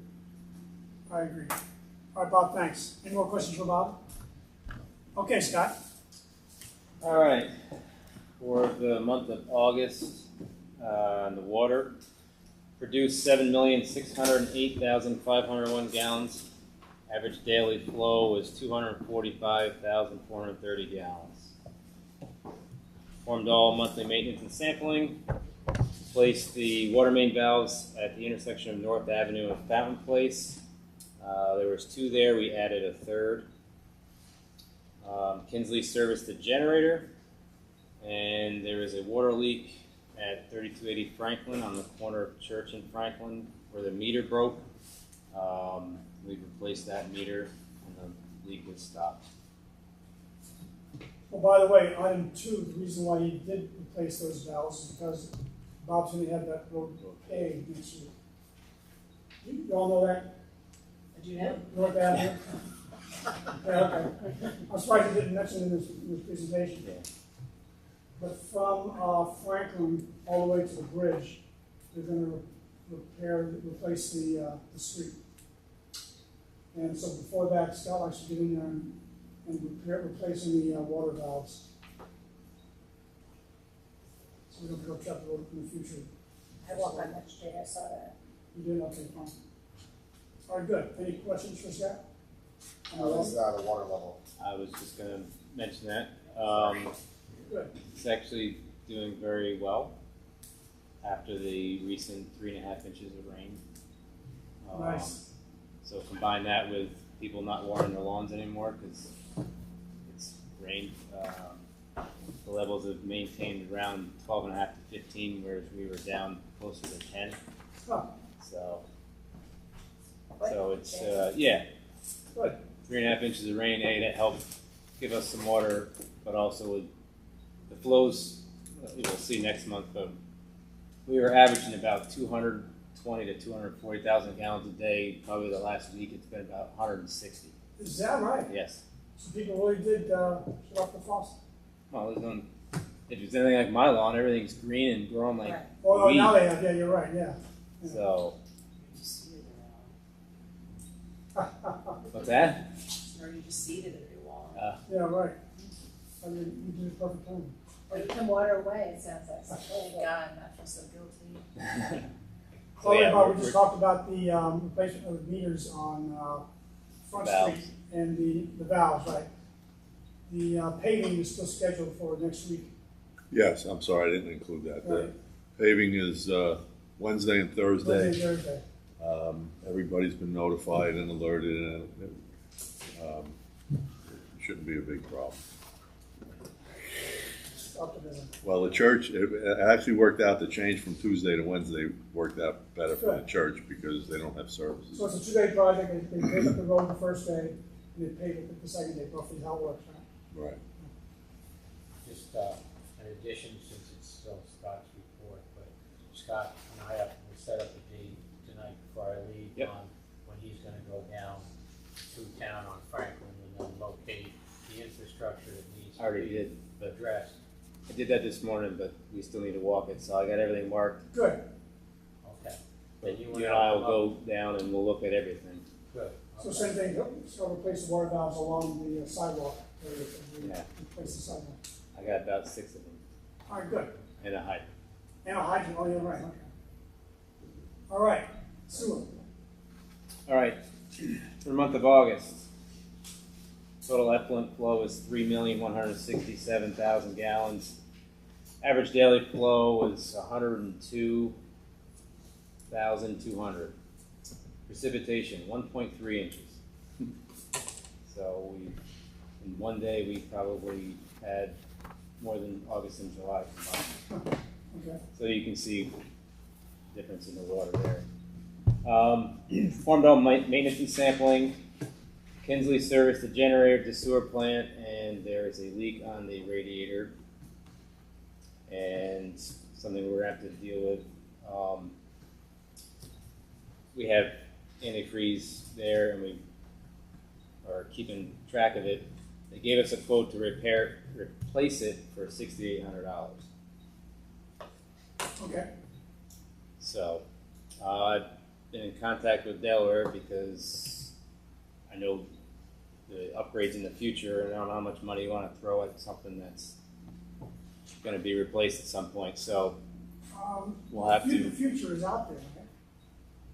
So, should you spend the money to get it repaired now? $6,800 seems like a lot to me, but Oh wait, did you say $800? no, 68, 6,800. Yeah, Oh, 6,800. Sorry. But you're talking about, if memory serves, well over $50,000 or $100,000 to replace the generator as part of the sewer upgrade. So yeah. I know I understand good money after bad, and you want to put a muffler on a car that you're trying to get rid of in a few months, but I don't know if we have really a real alternative to that. At least not near term. That's what I'm saying. So you're gonna go to Delaware and ask them if, what are you? Well, my thought was similar to what we ended up doing at the water plant, and we ended up doing the generator prior to building the stuff. So I don't know if that's a possibility. I don't know where anything is anyway, but I just thought I'd throw it out. Didn't we at the water plant rent a generator or a new generator? We rented one for, God, it had to be about 2 years or more. 2 years. It cost us It cost probably us more than what it cost to put the generator in, or close is that to right? It costs us almost $1,500 a month. A month. Or something. Yeah. Wow. Yeah. To lease it before it eventually went in, and that eventually the generator we got was, I believe, less than $50,000, and we invested, God knows, do the math. Right. A third of that just to lease it for 2 years. So, but part of the problem that I remember from this discussion when Delaware was here is they said you could order a generator tomorrow and you might get it in a year. Yeah, Is that still the case? Yeah. Because the supply chain problem, if that's gotten better, it's one thing, but if we're going to be a year before you can get one, we should be thinking about committing to buying a generator now and then being able to fund it in a year or whatever it takes. When it comes in. When it comes in. Well, you're going to meet with Delaware, you said, right? No, I put it out there to them. I'm not. I mean, Or you're waiting for them to come back and. Bill has gotten some ideas as far as making repairs to it, but I don't know where they stand as far as their design is. They go through all that and figure out how much design as far as electric load and all that stuff. So I don't know. I mean, it could be years before we get shovel in the ground for the upgrade, so I think we better get. Yeah, that's why your decision. So that's why I put it out there. You tell me what you want to do, and we'll go ahead and do it. All right, let me talk to Bill. Okay. All right. Sure. Maybe hook you in as well. Yeah. I mean, in the meantime, nothing's happening, so we're keeping an eye on it. But I don't want to let it drag on. Yeah, I understand. Do you need some kind of a resolution, so 2 weeks from now, if you spring a leave, it really needs attention immediately, we don't have to have a special meeting to do that? Well, he's got a budget that he runs, right? Why doesn't he have authority to go and? I just wanted to make sure that is. I mean, I look to him that, if Paul Herzog moves to the sewer plant, he doesn't wait for us to make a call. I would never do that. Right. I just wanted to make sure that was understood. Okay, Yeah. fine. No, it's not. Look at this. If they told me it's not going to run, then we would have just fixed it, right? But it's leaking. It's not like we keep an eye on it. We put extra antifreeze in it to make sure that it runs fine. It runs every Wednesday at 10 o'clock. So. Okay. Look, I'll talk to Bill. Maybe get you in the loop as well and find out what we need to do as a long term. Yeah. Better solution than waiting for 3 years or something for the final solution. That's fine. Okay, good. Anything else? Had the tractor serviced, which we do every 2 years, and also keep cleaning the filter beds. And actually, we don't have to do that anymore. Hopefully before I retire. Okay, questions for Scott? All right, thanks. Well. Sarah?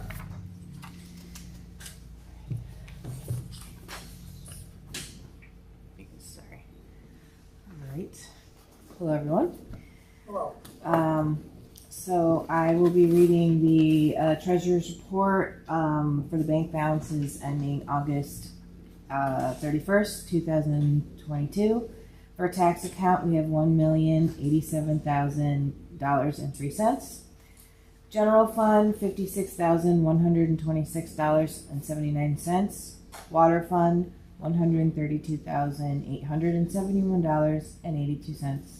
And sewer fund, $377,837.76. So those are the bank balances. I would like to point out that although the donations have been very generous for tennis court, we will be over with the latest. The backboards. Well, remember that 10,000 we got from Tribute Garden. It's been put in already. Even with that? Yeah. So it's over. It'll be over like the $600 or whatever. $600. Okay. Yeah. So I'm just. I'll look to you and Karen to make a recommendation of how we cover that. Okay. That information only just came to me as I was driving back from Saratoga today. Okay. So as far as updates, we are still waiting to hear back. We had gotten some questions or adjustments needed in our AUD from the auditor, and we have done all that. We have not received our AUD completed yet with those suggestions. So once we get that, and hopefully we'll do that for the October meeting, we'll be able to do the fund balance analysis for you guys based on that AUD. Good. So Karen is planning to be here for that meeting. All right, fine. With Deputy Mayor Contino and I. We did submit the FEMA grant for the COVID. Congratulations. All right. And I believe Charles wrote us back, right? Yeah, it's in the queue to be submitted to FEMA, but the gatekeeper at the Department of Homeland Security in New York accepted our additions, and the application is ready to go. Yes. This is something that Vicki and Sarah have been working on for a while, which basically is to get reimbursed from FEMA for the estimated $15,000 we spent for COVID-related activities. Correct. So it's a significant amount of money to us. It must be a drop in the bucket to FEMA, but anyway, it's a process you got to go through. Correct. And I appreciate you keeping your nose to the grindstone and keep it moving along. Oh, we did. Thanks for that. Yes. Other than that, continuing working on the bank recs, making sure we're all good with that. And I do have a couple budget adjustments, which they're on the next slide. What's the table with the right here? Tax collection? This is our tax collection report. So our tax collection goes through November. And so we only have 25 unpaids left for our tax collection. So should those remain unpaid, that goes to the county in November, and then sometime in April will be made whole to the county. Okay. Yep. Okay, good. Budget amendments. So have the budget amendments, and again, a lot of it's from that donation. Most of it's actually from those donations, and then we had that insurance recovery. That's the fire apparatus check. Insurance payment to fix the apparatus. Yeah. Correct. So that will pretty much take care of that bill. Do we need a resolution to approve these? So this is basically the resolution, and then you guys just make a motion to accept it, and then. I'll make a motion to accept it. Can you do a second? Second. All those in favor? Aye. Okay. And then now we have the authority to change it up in our budget. Okay, good. All right. So that's all I have for treasurer's report. Good. Building?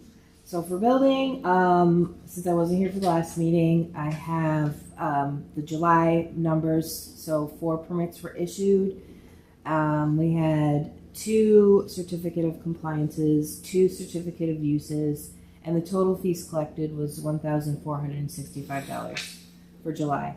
I had no updates for planning board or ZBA in the month of July. Okay. So as far as August, we had 6 permits issued. We had 2 certificate of occupancies, 1 certificate of compliance. Total fees collected $905.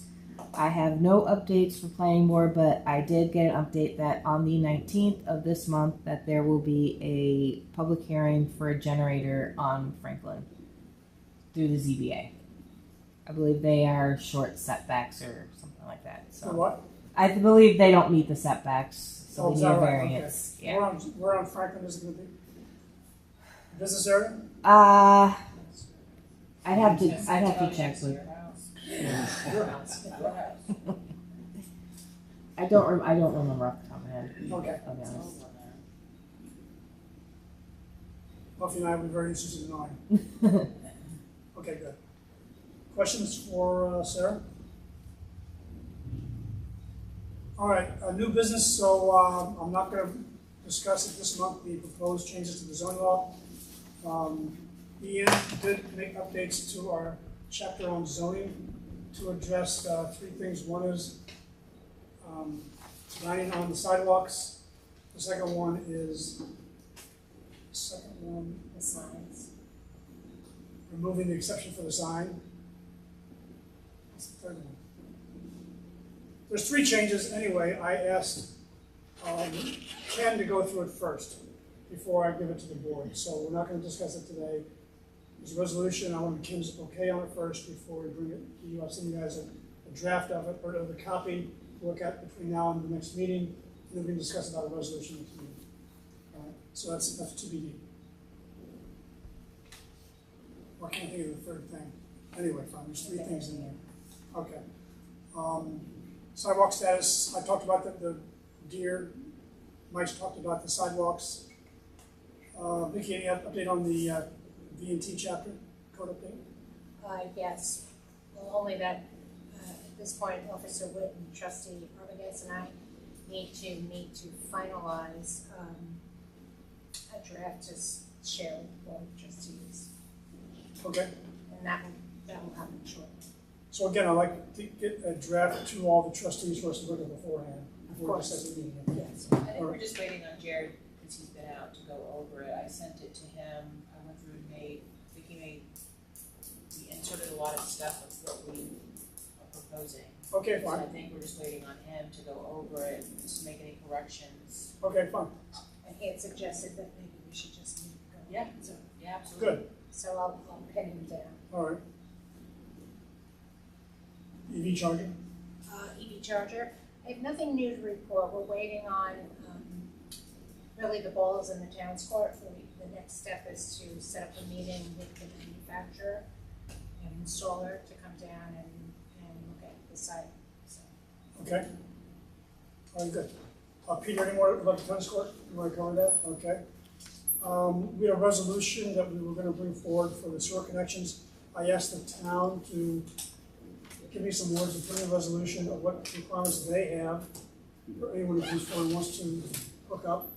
And they just got back to me yesterday. So again, I'll have that incorporated in the resolution and send it out to you to look at between now and the next meeting. No more updates there. Okay, any other updates that the trustees want to bring forward at this time? I've heard from several residents concerns about Airbnbs in the village, okay, especially ones that are not being are not owner occupied, that are owned by a foreign out-of-state corporation or anyone that's not really on the premises. Mm-hmm. Obviously, a lot of other municipalities have started to look at this, have dealt with it already. The town is thinking about it. I think for a variety of reasons, mainly being if our village is completely made up of Airbnbs in the worst case scenario, that there's no community feel to this village of ours. So I think this board has to think about how we're going to deal with the increase in non-owner occupied, especially Airbnbs. Yeah, everyone you talk to has a problem with non-owner occupied. Yeah. I understand trying to make a living if you have an extra apartment above your garage or your basement or mother-daughter, whatever, but there's an increasing amount of completely, foreign-owned Airbnbs. And right now, we have no restrictions, is my understanding, in our code. No, that was part of the comprehensive plan, like review committee.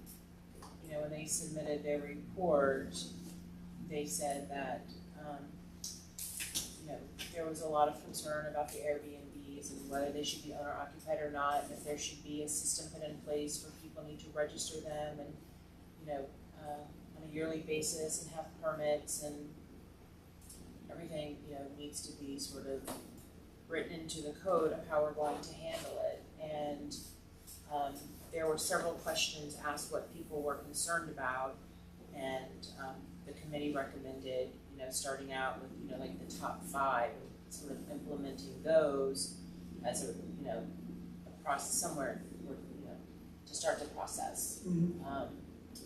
And a lot of them were not so much whether they were owner occupied or not, but how we were going to one, stop other entities from outside our community coming in and buying up properties and not having them owner occupied. Okay.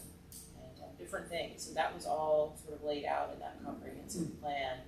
But I agree with Peter, there needs to be some type of start of how we, start implementing. Does the town have any restrictions on Airbnbs?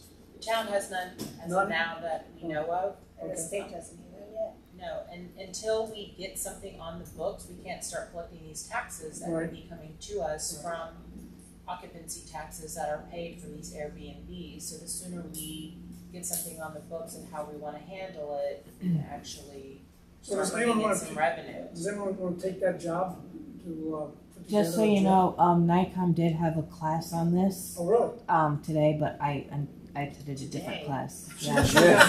I know. I attended a different class, but so they probably have literature out there. I think guidelines. has done some work in their code. Yeah, I know it's very limited in Dutchess County right now, I'm but seeing in the newspaper statewide. issues that they had. Rhinebeck's done it, Red Hook I think has somebody done it. told me Red Hook's law is like very well done. Really? But I heard positive stuff, but I forget who now, but about Red Hooks. Really? In the village, I specifically. remember reading the paper, Rhinebeck was concerned about the number of Airbnbs. So for example, in a certain zone, you can only have 2. And Yes, you gotta this get was it something- registered, yeah. and if they've already given up 2 slots, then you can't do it. Right, and it has to be done every year and so forth. Yeah. I've heard mixed reviews about the Red Hook one, back and forth, yeah, yeah. So does anyone want to take a shot at pulling that together, or should I just ask Ian? Well, maybe start with Ian and maybe pulling some stuff from other municipalities, and then maybe we can. Local ones especially. Yes, yeah, Okay. and then I can go back through the comprehensive plan review and pull out the top, concerns Okay. that people actually sort of wanted to see policed, if you will. All right, so Peter, you said Red Hook, and who else?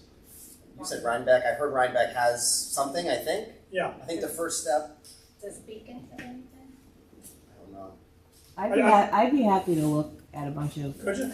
Yeah, see See what what's out Nikon, there. because Yeah, see what Nikon Nikon could has, they have Yeah. something. I mean, with I'm all, summarize. for just copying verbatim what other For sure. municipalities have done. Yeah, I think it We'll has need to to reinvent the be, wheel. it has to be done correctly, Yeah, because there for could be a lot. Well, also, I think people come out of woodwork voicing concerns if they have an Airbnb, or if they're Sure. a neighbor to an Airbnb, right? Versus, So it's not yes. gonna be a simple, bring it Right. forward, we'll do it, and it's done. And I think there has to be, some give and take on some of the policies, but I think we have to get something to start regulating them. All right, so you'll provide us a list of what were the top concerns. Sure. So you'll do some research Yep. on what's out there. Yep. And we'll decide how to proceed from there. I think you're right, we should have this covered. Yep. And it's vacant in our code today. Yeah, and it's important, that we get And something. Sarah, see if the state has done anything. The state? Yeah. Oh, Well, I know that the City Hotel Union has been, and they're statewide, has been on this issue for some 12 years, so they may have gotten the state to do some sort of regulation. Yeah. If you find anything, I'm happy to look at it. Yeah. fine, good. Anything I find, I'll send it. I'll send it out there. Yes. All right, anything else? I will check with Kevin, because I know this topic came up when Kevin was a trustee on the board. All right, good. You were a trustee on the board also, but it kind of came and went quickly because the town wasn't gonna act on it at the time, and we hadn't gone through the comprehensive plan review of Right. hospitality, so, but he may be able to show, I remember him and someone finding a model, ordinance Oh, really? that did fit. Okay. That we looked at the time and said, this isn't bad, if we need it, maybe we should be Wow. looking at this, so he may be able to help with that. All right, good. And I think we have to work with the town on some aspects of it, but not, just to sort of tell them, what we're doing. Yeah, because sure. the town is much different than the village, Mhm. as far as the property and, people have acreage Right, and stuff like that. which we don't have here. Exactly. Okay. All right, fine, so we've got an action plan there. Anything else to discuss tonight? It's just my notes, I don't know anybody else. Just a couple of things, I'm gonna try to pull together a shade tree commission meeting in the next 2 weeks so that we can, I wanna have them quarterly and, due to vacations and health problems with some of the people involved, that didn't happen in, July or August as I hoped to, so, that's gonna happen in the next 2 weeks. We are considering planting some trees. We have 2 trees that were designated for 2 different properties that Dennis has been holding on to, that he's been watering all summer. Okay. And I want to check with him to see if there's any point in putting them in, but I also don't want to see him getting stuck with trees he's been maintaining for Sure. us. Well, now's the time of year when we can actually do something about it. Yeah, so what I'm hoping is by the time the next October meeting rolls around, I can come back to you with recommendations from the Shade Tree Commission and specifically about plantings, because there's 2 trees that have been designated to go in with the owner's permission on Maple Avenue. We've had that paperwork for months, so Okay. we can do at least that for now and then see how the drought goes. I certainly wouldn't be advocating putting in half a dozen trees now at this point, but those 2 I'd like to possibly. Okay. Also, I had a meeting with Genevieve Glasson and with Killian Matthews on the climate smart communities, and we're going to be meeting every 2 weeks, and we're trying to go through level 1 of the assessment form, so we can compile information to submit to the program itself, which will serve a number of purposes. A, credit for things that we've already done. Apparently you can get credit for projects that go back as far as 7 years. So I'm looking to see if we can get credit for things like the lighting in here, which was done in the last 3 years, and other things that we can be able to submit to get credit for. At the meeting, it was brought up with Jillian, who's helping us coordinate, as the person from Local Champions, that we wanted to get some things approved by the board, which I can come back to in October, but we're talking about potentially a nice energy audit of the buildings that we currently own, to see what kind of upgrades might be possible, because there are grants through NYSERDA, but of course you've got to go through to get certain things done in order to qualify. So we're going to be looking at that. And also looking at another one, which is the greenhouse gas inventory potentially, and that would include things that might be going on at the wastewater treatment plant that again could either become part of what the overall plan is that Delaware is trying to get for the facility, but also look at some of the things we've done at the facility and again get credit for them. But that would mean we'd have to do a greenhouse gas inventory to get that done. So we need approval from the board to. Who does that inventory?